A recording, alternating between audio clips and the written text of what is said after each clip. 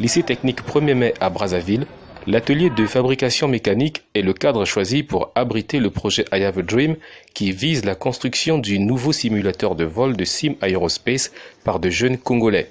L'équipe a du pain sur la planche et s'attelle avec passion à finaliser la structure de l'appareil.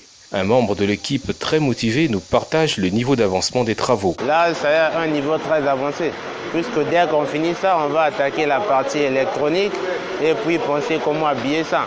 Donc pour moi, le projet est en train de prendre une marche très exceptionnelle. Construire un simulateur de vol, c'est pas donné, la chance n'est pas donnée à n'importe qui. C'est une chose très énorme. La vie est comme une pyramide. Il ne faut pas rêver d'arriver au milieu, mais au sommet.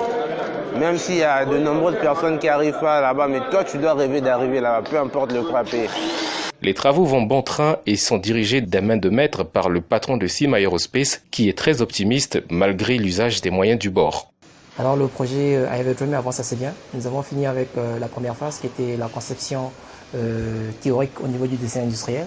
Faire le dessin du socle, le dessin de la cellule. Nous avons fini avec cette phase et nous avons entamé la deuxième phase qui était la fabrication de ces pièces, de ces structures mécaniques. Donc le socle a été fait, assemblé en 3 compartiments. Et puis là, nous avons commencé à assembler toute la cellule de l'avion, du simulateur. Donc j'entends par là la partie, l'habitacle dans laquelle va se retrouver le pilote, l'opérateur du simulateur de vol.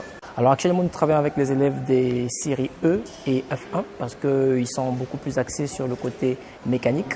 Et donc c'est eux qui ont fait réaliser les dessins, c'est eux qui ont fait la coupe des pièces, ils sont en train de faire actuellement des soudures et des assemblages vis écrou. Alors on fait avec les moyens de bord et ça fait partie de l'exercice, surtout pour montrer à ces jeunes-là qu'il faut savoir c'est de près avec ce qu'on a. Si on n'a pas tous les moyens d'acheter les matériaux disponibles, l'Inkékéré et autres, on peut ramasser ce qui peut traîner, qui peut être utilisable, donc ce qui est recyclable. Donc c'est ce que nous faisons et ce que nous ne trouvons pas sur place, nous allons chercher dans les marchés populaires de la capitale où on peut récupérer des morceaux de tôle d'acier, des tubes carrés. Et c'est avec ça qu'on essaye de faire avancer le projet pour diminuer surtout les coûts de fabrication. Parce qu'après ça, il y a autre chose qui va coûter très très cher. Donc il faut faire des économies.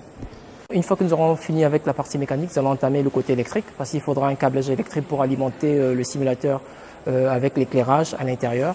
Nous avons également prévu une certaine climatisation pour l'air conditionné si le simulateur se met dans une salle à l'extérieur qui n'est pas dans une salle climatisée. Et donc cela va se faire avec les élèves des séries F3 et F2.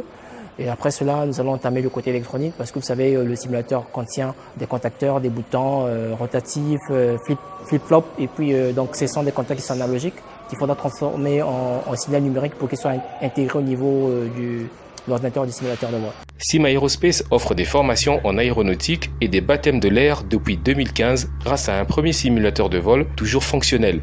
Le projet par son patron compte sur l'apport multiforme de tous pour finir les travaux en mai 2018.